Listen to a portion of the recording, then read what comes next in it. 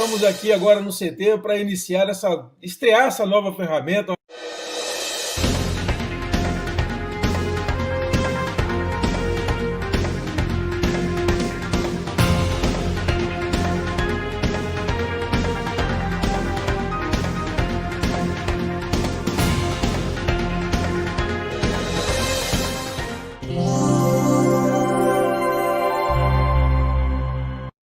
Olá, amigos, tudo bem com vocês? Estamos de volta aqui para a nossa entrevista à distância e nós vamos conversar sobre uma novidade no momento de pandemia, que estou muito preocupado com o futuro da economia. O Estado fez uma movimentação interessante nas últimas semanas, foi instalado o Conselho, deixa eu ver aqui direitinho, o Conselho de Parcerias e Investimentos do Estado, e nós vamos conversar com o secretário executivo desse conselho, que é o Robson Ferreira, que vai explicar para a gente o que é esse conselho e o que ele pode fazer em termos de desenvolvimento do Estado. Robson, primeiro, obrigado mais uma vez por atender a gente, falar com a gente aqui. Primeiro, começar por aí. O que é exatamente esse conselho? Quando ele foi instalado? Qual a importância dele agora? Bom, Kleber, agradeço a oportunidade da gente estar levando essa informação para o conjunto da população tocantinense, de outros estados que estão ligados aqui no que está acontecendo aqui no Tocantins. O Conselho, na verdade, ele faz parte de um processo mais amplo, que é o Programa de Parcerias de Investimentos. Então, o governo do Estado, nós tivemos, vale lembrar a todos, que o Tocantins veio de uma sequência de 10 anos de uma profunda crise política, né? Nós tivemos cassação de governador, nós tivemos uma série de episódios que tumultuaram bastante o ambiente político no Tocantins. Isso também levou a que esse período fosse um período muito marcado por uma desorganização do Estado. Então, o Estado do Tocantins ele passou, durante esse período, com muitos altos e baixos, muitos projetos sendo apresentados e depois sendo descartados, porque já mudava o governo, já mudava o pensamento político, né? E nós, no governo Mauro Carles, dedicamos o primeiro ano de governo para reorganizar o Estado. Essa reorganização tanto foi feita do ponto de vista econômico, né? Para que a gente pudesse equilibrar as despesas e receitas do Estado, para que a gente pudesse dar uma condição de governabilidade maior e permitir com que as secretarias pudessem trabalhar melhor. E essa organização também vem no objetivo de reorganizar cada setor do governo. Só que nós temos um pensamento, Kleber. Nós acreditamos que o governo, um dos grandes problemas de governos no Brasil, está exatamente no seu tamanho. São estruturas extremamente inchadas. E isso não tem nenhum tipo de crítica aos servidores públicos. Às vezes as pessoas confundem essa questão do inchaço do governo em relação a muitos servidores. Não há exatamente essa sintonia. Quando a gente fala desse tamanho do governo, é um governo que se propõe a fazer muitas coisas e acaba não conseguindo fazer quase nada direito, né? Então, nós temos hoje o governo atuando em uma série de áreas onde a iniciativa privada teria muito mais eficiência e competência para atuar, onde o Estado ganharia oferecendo ao contribuinte, oferecendo ao cidadão serviços de melhor qualidade, serviços, inclusive, que o Estado nunca conseguiu oferecer, e, ao mesmo tempo, também zelando pelo dinheiro do contribuinte. Afinal de contas, o que um Estado faz, o que uma prefeitura faz, é administrar o dinheiro do contribuinte. Ou seja, o Estado não gera riquezas pela produção que ele faz de alguma coisa. Ele capta recursos através de taxas, impostos, e é com esse dinheiro que ele tem que administrar e administrar bem para a população. E o que nós começamos a discutir é exatamente isso. Nós trabalhamos no ano passado no desenvolvimento desse desenho, ou seja, quais são as áreas em que o Estado pode fazer uma parceria com a iniciativa privada para poder oferecer um serviço melhor, com mais eficiência e com um custo menor do que hoje o Estado já gasta com aquele serviço. E é isso que o programa de parcerias e investimentos veio para poder cumprir essa função. A lei foi sancionada recentemente, né? A medida provisória é do final do ano passado, mas a lei foi sancionada agora e já instalado pelo governador. É isso, né? É uma iniciativa recente, inclusive a primeira reunião ocorreu nesta quinta-feira, né? Isso, hoje pela manhã, nessa quinta 28, nós tivemos a primeira reunião do Conselho. Essa primeira reunião, inclusive, cumpriu algumas questões formais que eram necessárias, como discussão e votação do regimento interno do Conselho. Também foram encaminhadas para apreciação do governador algumas propostas de novos decretos para que a gente possa institucionalizar os mecanismos que a iniciativa privada terá para dialogar com o governo do Tocantins. Nós temos uma preocupação muito grande de criar instrumentos institucionais onde fique muito bem clara a forma com que a iniciativa privada pode conversar com o governo, interagir com o governo, trocar ideias com o governo, para que a gente não tenha de volta aqueles ambientes de conversas, vamos dizer assim, pouco republicanas ou conversas que ocorrem em caráter pessoal. A gente está institucionalizando tudo isso para que, inclusive, favoreça o controle social, né? Para que a imprensa, a sociedade, os órgãos de controle possam compreender bem tudo aquilo que o governo está discutindo. Ele discute à luz do dia, né? Então, nós vamos começar a travar agora esse diálogo de maneira mais intensa com a iniciativa privada, mas nós tivemos um movimento que causou, inclusive, uma repercussão muito positiva, que foi a edição de uma medida provisória, a medida provisória número 9, que foi editada pelo governador ainda esse ano, que foi a medida provisória onde ele autoriza, pede à Assembleia Legislativa para que ela possa analisar e votar a autorização para o governo concessionar rodovias.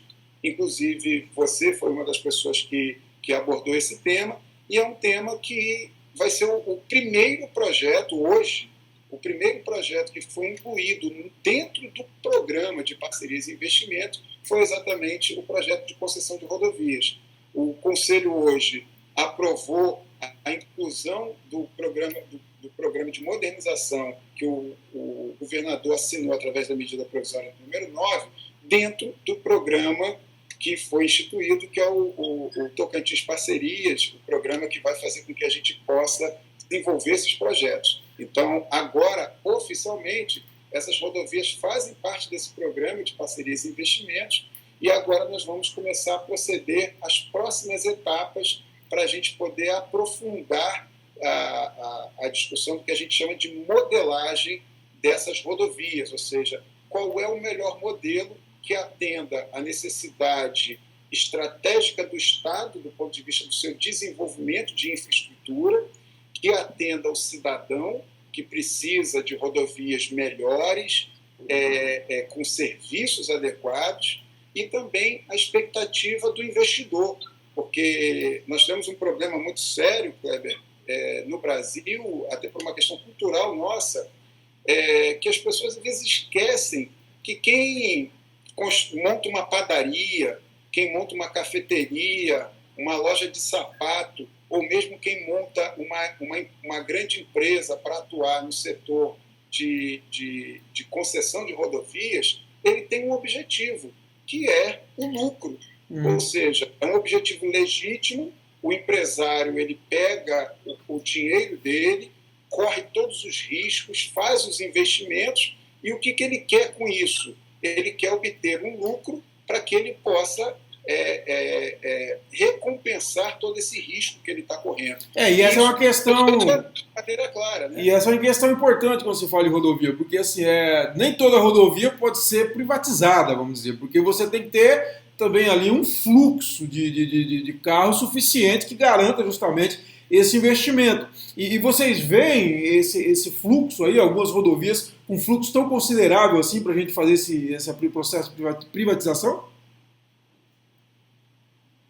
Kleber, hoje, estados como o nosso, O fluxo principal que é levado em consideração por investidores em rodovias com o perfil das rodovias que o Tocantins possui é o fluxo de carga, não é o fluxo de automóveis de passeio.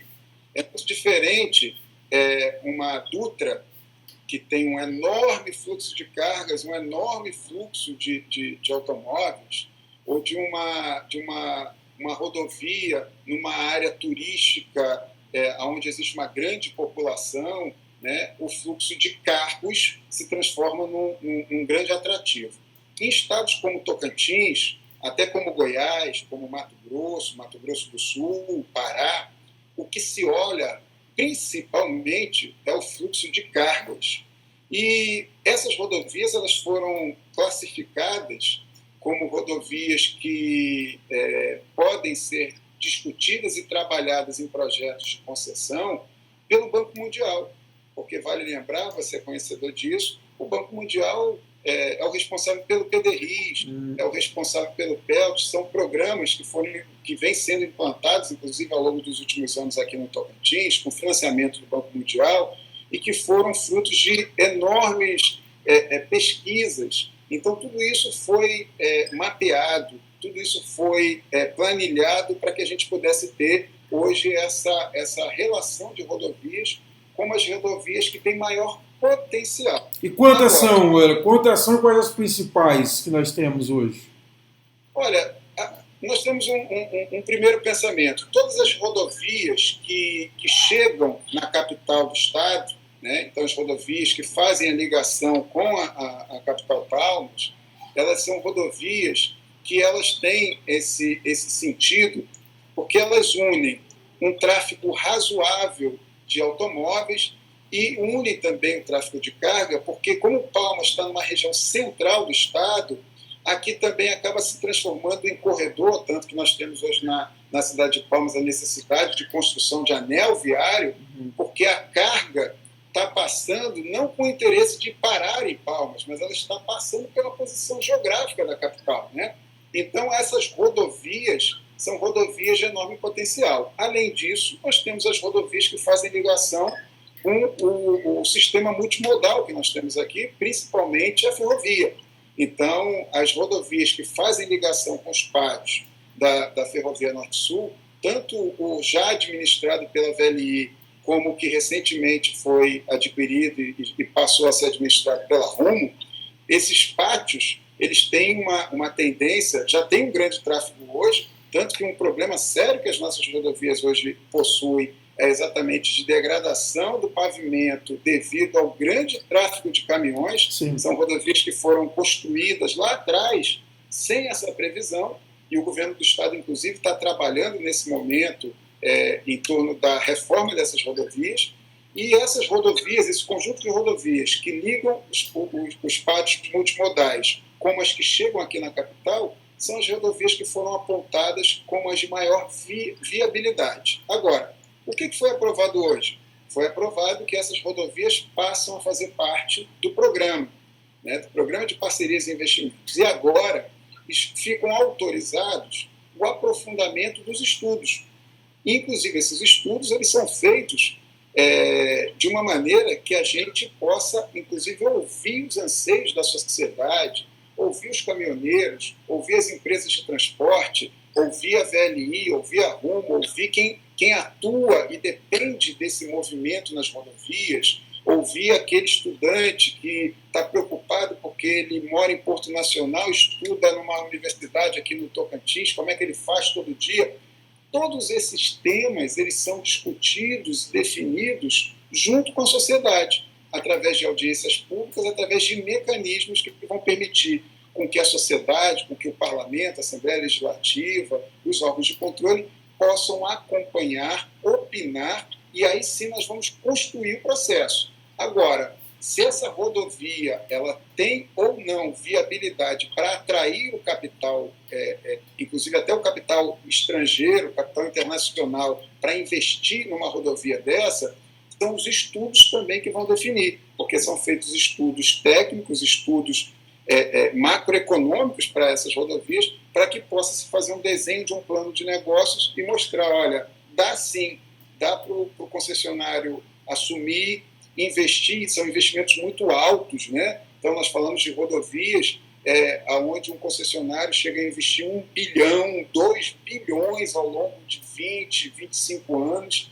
e ele, através dos mecanismos de receita que ele tem, que não é apenas o pedágio, existem as receitas acessórias, de faixa de domínio e uma série de outras receitas que vêm junto com uma rodovia dessa, e ele, através dessas receitas, ele tem que recuperar esse capital que ele investiu, né? E aí vocês têm um cronograma para isso? Quer dizer, vocês vão fazer esse estudo agora, mas já tem um cronograma querendo fazer essa privatização, essa concessão aí até, sei lá, 2022, por exemplo? Como que é isso? Bom, nós vamos agora, em relação às rodovias, nós tivemos agora esse primeiro passo, toda essa discussão que foi feita hoje sobe para o governador, para que o governador possa deliberar sobre ela, né? Em questão das rodovias, eu digo que é uma posição já decidida, algo decidido, porque o governador já fez através de medida provisória, né? Agora, nós também discutimos diversos outros empreendimentos que nós consideramos que são possíveis da gente criar um projeto que possa ser atrativo, criar um formato que possa ser atrativo para a iniciativa privada.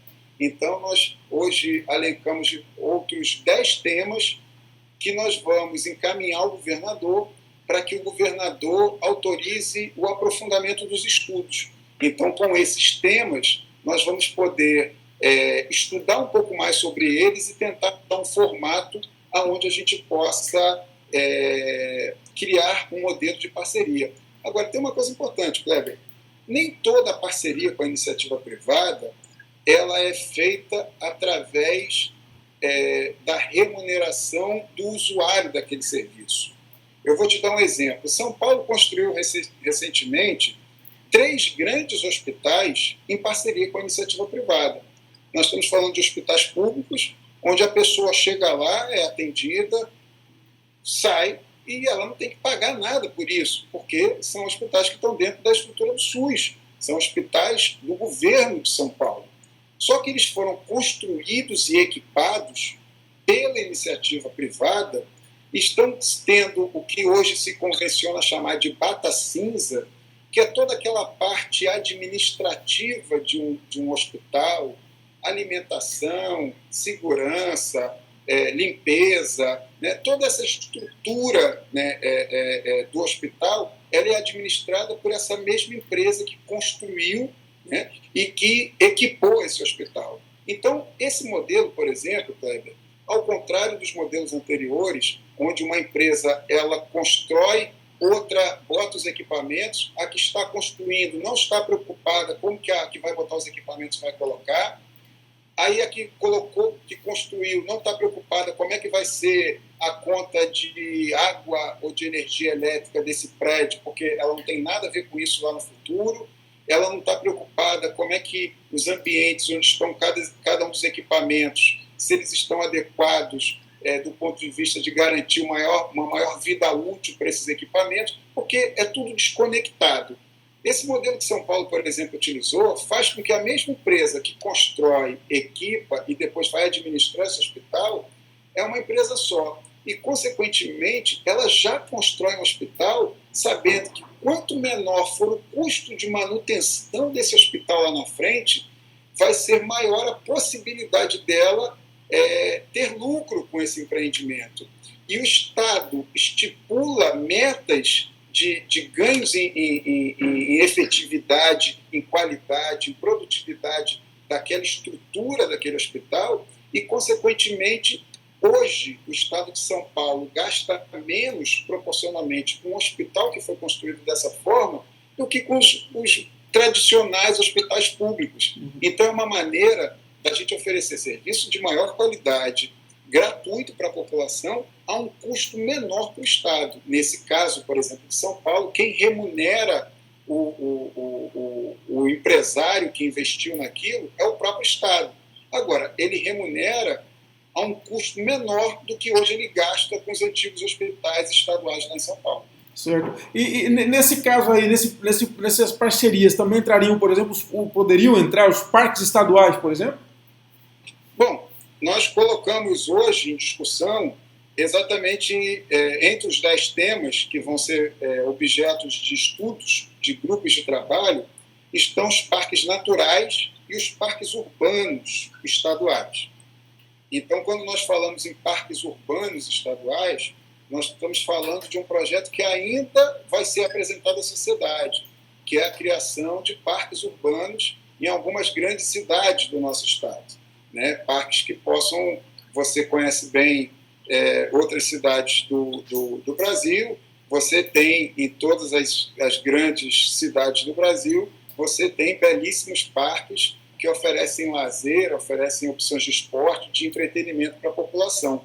Nós temos aqui, na nossa capital, algumas opções, mas nós acreditamos que o estado do Tocantins ainda é muito carente em parques urbanos. E parques naturais, nós temos Cantão, Lajeado, nós temos o famoso Jalapão, que também são parques que nós acreditamos que nós temos que tentar discutir com a sociedade, discutir com os setores ligados ao meio ambiente, ao turismo, para que a gente possa achar um formato, né? Os principais parques hoje do Brasil estão passando por um processo de parcerias com a iniciativa privada. Então, hoje, o governo federal está licitando os maiores parques do país, outros estados também, Lençóis Maranhenses, Foz do Iguaçu, são parques que estão sendo transferidos para a iniciativa privada, porque o modelo permite com que haja uma organização melhor desses parques, um controle melhor do meio ambiente, uma preservação melhor dos parques, aumenta o fluxo de turistas que querem visitar esses parques, porque a iniciativa privada passa a fazer investimentos nos parques, instalação de resorts, de novos atrativos, para fazer com que o número de turistas aumente e, consequentemente, aumente a receita dele. Então, os parques, sim, vão fazer parte dos próximos estudos que foram autorizados hoje pelo Conselho de Parcerias e Investimentos. Agora, pelo que você está falando, não tem ainda um cronograma, é tudo bem incipiente ainda, né? Bom, as rodovias, sim. As rodovias, nós acreditamos que o processo, que é o processo de modelagem, que é exatamente a construção do projeto como um todo, inclusive com a realização de audiências públicas, sondagens de mercado, que é um mecanismo de conversa pública com os interessados, tudo isso começa esse ano, e esse ciclo deve se encerrar no ano que vem, para que aí sim, após todas as verificações e autorizações da Assembleia, do Tribunal de Contas, da verificação do Ministério Público, né, e da participação da sociedade, nós possamos fazer a última etapa, que é a licitação. Então, nós acreditamos que as rodovias, nós vamos sim começar, isso é uma definição do governador, nós iniciamos esse processo nesses próximos meses, dentro do primeiro semestre do ano que vem, e ainda no ano que vem nós já teremos, após todas as verificações legais que são necessárias para esse tipo de projeto, a licitação em si, que é quando essas rodovias vão a leilão para que o privado possa demonstrar seu interesse por ela. E, inclusive, se você me permite, Kleber, há uma confusão muito grande, às vezes, em relação às rodovias, porque nós já ouvimos dois tipos de debate. O primeiro debate é, estão vendendo as rodovias. Não, a rodovia ela vai continuar sendo um patrimônio do povo do Tocantins. As rodovias continuam pertencendo ao Estado. Elas vão ser geridas durante um lapso de tempo definido na licitação pelo um administrador privado. E essa gestão ela só traz vantagens e melhorias para essa rodovia, ou seja, ela valoriza o patrimônio do povo do Tocantins. Inclusive, tinha gente que falava o seguinte, mas o outro governo pensava em transferir as rodovias para a União, que iam virar BRs. Existia muito esse movimento, né? de transformar a rodovia em BR, rodovia estadual virando BR, que aí vai ser melhor conservado, ou seja, o governo do estado é incompetente, o governo federal é competente. Mas não é esse a questão. Em primeiro lugar, que quando você transfere a rodovia para a União, você está entregando para o governo federal algo que custou muito, mas muito caro para o povo do Tocantins. Porque imagina você pegar um lugar onde não existia nada, só existia mato, e você planejar, construir, adquirir todas as licenças, adquirir tudo aquilo que é necessário para você construir uma rodovia. Então, quando você vê uma rodovia com buracos, e aí você pensa assim, se eu passar para fulano, para ciclano, ele tapa os buracos, sim, mas eu não posso dar de graça, porque você está olhando o buraco. O recapeamento é uma coisa fácil. Agora, quanto que custou para construir aquela rodovia? Para ela estar passando por ali, para ter toda aquela característica? Quem pagou por isso foi o povo do Tocantins.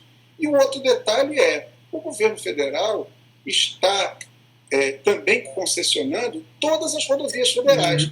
Ou seja, nós iríamos passar uma rodovia para o governo federal, de graça, que foi paga pelo povo do Tocantins, para depois o governo federal licitar essa rodovia, ganhar dinheiro em cima dela, e o povo do Tocantins fica só olhando aquilo, assistindo aquilo. Então, nós mantemos as rodovias sob patrimônio do povo do Estado, essas rodovias vão ser concessionadas, e a outra confusão é, mas aí se vai ter pedágio, como é que é preço, como é que é tudo isso? Nós costumamos sempre lembrar o seguinte, as rodovias, elas passam a ter, a partir do momento que a gente tem uma concessão, a oferta de serviços. Você conhece bem o estado que tem as melhores rodovias do país, é de se perguntar por que as melhores rodovias do país, classificadas por quem usa a rodovia, caminhoneiro, pessoas que trafegam por rodovias, as melhores rodovias do país, todas são em São Paulo. E todas elas são privatizadas. E aí o cidadão, não sei se já ocorreu contigo, Kleber, numa dessas andanças aí por São Paulo, você que roda todo ano para lá, se você tem uma pane mecânica, se você teve ficou distraído, deixou faltar combustível, parou no meio de uma estrada, imagina acontecer isso numa rodovia que não tem concessão, você está no meio de uma estrada, tem que ficar tentando pedir carona, aí às vezes é você e seu irmão, 2 marmanjos, ninguém quer parar, você tem que caminhar 5 quilômetros até um posto de gasolina. Em São Paulo isso não ocorre, numa rodovia concessionada, porque o sistema da rodovia chega, coloca um pouco de combustível, reboca o teu carro com você junto, já coloca em cima do guincho, já te leva para o primeiro posto, te dá atendimento, não te deixa na beira da estrada. No momento de acidente, as rodovias de São Paulo têm uma redução de até 40% no número de mortes, quando se comparado quando antes elas estavam sob o poder do Estado e quando depois elas passaram a ser concessionadas. Por quê? É a qualidade do asfalto, é a qualidade da sinalização vertical, horizontal, as obras que são feitas para corrigir falhas que levam a acidentes e mais, a velocidade e a qualidade do atendimento nos casos de acidente. Porque tem UTI móvel, tem helicóptero para transportar uma pessoa, tem de tudo para poder dar à pessoa que usa aquela rodovia o melhor serviço que existe. Então, as pessoas que hoje em São Paulo passam por uma rodovia e pagam um pedágio, elas sabem que elas estão pagando e estão contando, como São Paulo tem, até o Wi-Fi na rodovia inteira. Ela tem Wi-Fi para ela poder, os filhos vão lá brincando lá atrás com Wi-Fi dado pela própria concessionária. E é essa modernidade que o governador quer trazer aqui para o Tocantins. Para a gente fechar, saiu até uma matéria do jornal de Circulação Nacional, no Valor Econômico, parece que fala em torno da expectativa de arrecadação, a potencial de arrecadação de 9 bilhões de reais, é isso? Como que é? Não é exatamente arrecadação, é de investimentos que vão ser feitos aqui no Tocantins. Investimentos através dessas concessões.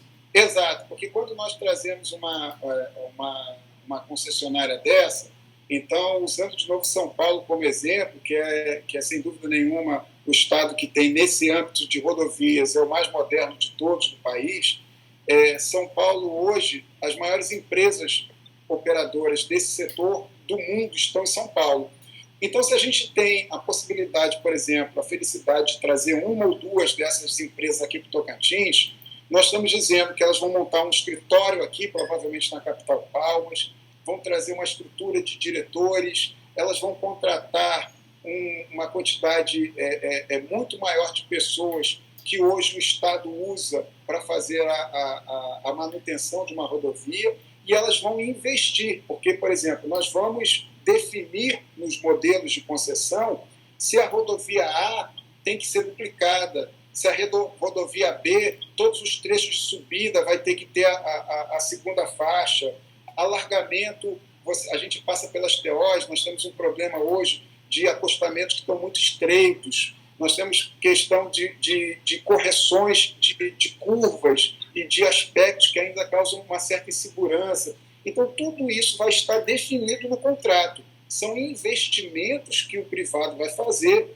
Se ele assumir um parque, ele tem que fazer uma série de obras, uma série de melhorias, e vale lembrar que nenhum contrato desse permite que haja qualquer tipo de cobrança para o cidadão antes dos investimentos serem feitos.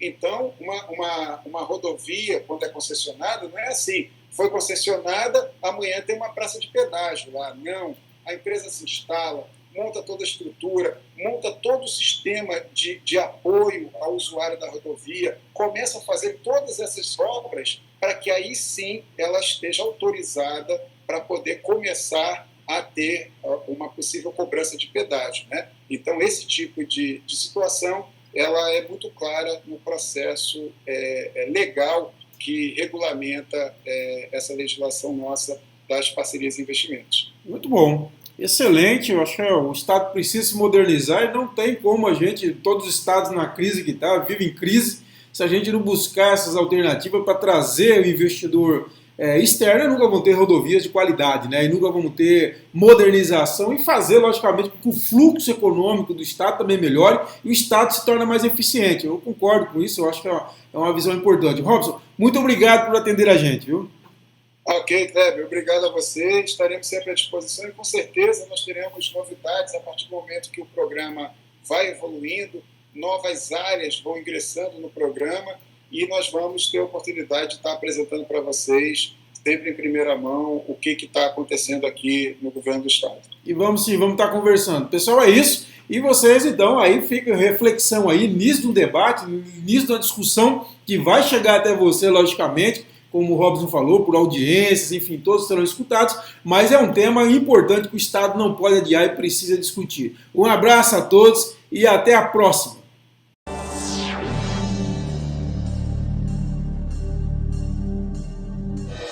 Estamos aqui agora no CT para estrear essa nova ferramenta.